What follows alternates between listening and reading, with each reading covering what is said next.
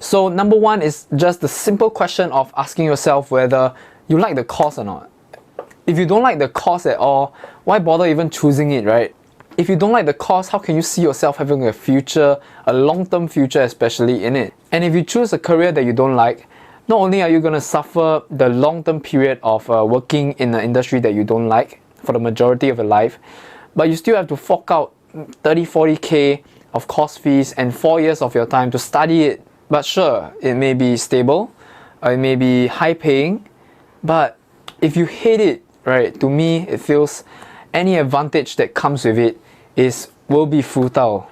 Okay, say you've picked a course that you think suits you quite well, or maybe in poly you have already chosen it and you have excelled in it. I would say go for it, of course, but think about it again. Can that job give you that adrenaline kick, that adrenaline rush that you get when you're doing something that you like? Or does it feel like time passes really fast while you're on the job, but if it doesn't, if by getting a high pay, a highly stable job, it can make you feel like a zombie every day from working 9 to 6 and get that adrenaline kick I was talking about only 1 hour before you end work every day, not because of the job itself, but because you're leaving the job soon. If that's what you want your future to be, how does that translate to success, let me ask you? Sure, a lot of people can say money doesn't equate to happiness, and they don't want to make a lot of money, comfortable living is enough, right? But how is dreading yourself to work every day for the majority of your life equate to comfort, much less being happy?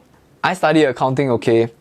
I interned in audit and tax companies, and I know how zombie-like people can become, and that shit is scary. So moving on to the next reason, which is your time spent in uni could actually be spent on pursuing something that you're actually interested in. To be unbiased about this, I'm actually going to use my girlfriend as an example. Don't worry, she gave me her consent and agreed to let me use her as my example. She's studying engineering and she's been doing so since she was in poly. But the funny thing is, she doesn't actually like engineering at all. But since she was eligible after graduating from poly, she went ahead because to her, it's just a natural progression to do so. So that's about 7 years in her life studying engineering, which she could have optioned out in the first place after her O-levels. I can still remember the first time I asked her the questions I just asked you guys, whether she can see herself doing this long term, whether she was interested in the course, and her responses horrified me. It went a little something like this. Hey Bia, can I ask you something? Sure, what is it? I ask you what do you see yourself doing long term? Is it engineering? No lah, ever since young I've always wanted to start a bakery. Then you study engineering for what? You don't know one lah, because that time O-level L1 R4 I can go in, can go poly, so I go lor. Okay, wait so you gonna use your degree to work for how long only? I used my cert to work for about 5 years lah. After that, then I see what I want to do lor. Should be start a bakery. Wow! So that's basically how it went down. Her response really shocked me because essentially it's like she's saying she invested 6 years of her life in primary school, then 5 years in secondary school, then 3 years in poly, and then 4 years to get the almighty degree, only to work in that industry for 5 years. That's 18 years of her life given up just to get a small benefit like a higher starting pay than someone without the cert. It's crazy how society has the ability to scare somebody away, to give up more than 18 years of her life away, just to get back a little more than nothing. So I thought to myself, since my girlfriend is feeling this way, there must be a lot more people that's acting and feeling this way as well.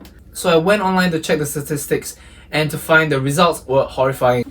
In an article published by Today Online, conducted a survey of 500 employers and graduates from Singapore. From the survey, nearly 1 in 3 graduates quit upon landing their first job. 70% of the people reasoned it to lack of professional growth. Other reasons include higher wage demands and wanting a turn in direction for their career. Many responses also include long working hours, a lack of mentorship, and having a different expectation of tasks and roles after they started working. So for the other 2/3 that did the survey, I feel that many of them are going to end up the same way because it's just a matter of time. Keep in mind that 1/3 is already having the worst way possible and can't take their job just after 1 year. Imagine another year later, or 2 years, or 3 years. What will the results for the survey be by then? All this starting to get this kind of treatment, starting something that you don't like, to work in an industry that you don't have a passion for, in a company that doesn't treat you well. To me, going through this path is like you're voluntarily stepping one foot into the grave without even trying. My point is that if you're only going to use the degree to work for a while in a place that makes you unhappy, might as well don't.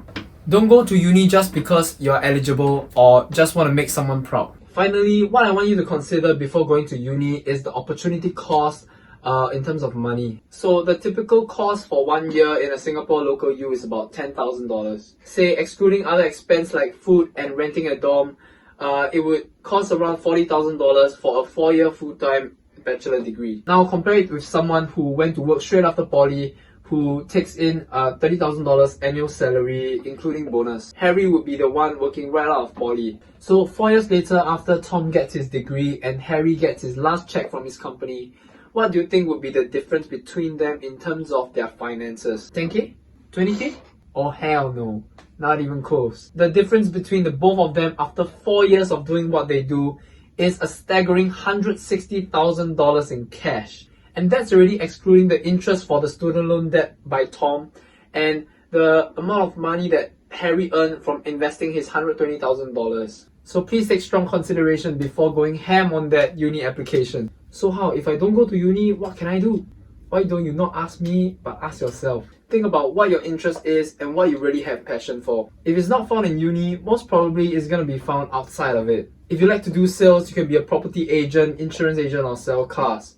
All three of these industries, I have friends who are working in them, and because of how passionate they are and choosing the right job and right career, they are making tons of money now. If you like fitness and you like to go to the gym, why not consider being a personal trainer? Personal training qualifications is not even from university. If you're in Singapore and you search online, there are few companies that provide these qualifications for personal training and fitness training. If you like to play instruments like the guitar, go and be a freelance guitar teacher. If you're really good at it, I'm sure having freelance one-to-one lessons would even be better than teaching in schools. Come on, even people that don't go out and stay at home playing computers all day can be good at fixing computers, and that can be a business. Go online and you can find tons of articles that show the amount of high-paying jobs that you can have in Singapore without needing a uni certificate. I even have friends who graduated from poly and become flight attendants straight after, and they're earning higher starting pay than a lot of uni grads out there. Okay, all I'm saying is that if your career that you're passionate about is not found in uni, don't bother trying to dig a course up from inside that you like, because chances are there's not going to be any. I want to end this video off saying that uni is not actually bad. It's actually a really good way to connect with like-minded and helpful people to achieve your goals. But that's only if you're interested in the industry or there's a barrier of entry to that career. Like example, in finance, if you want to be a banker, it's essential to get a degree. So for me, until I've hit all the criteria that I've talked about above, I will hold out on that uni dream for now and continue to find the true career that I'm passionate about. Peace.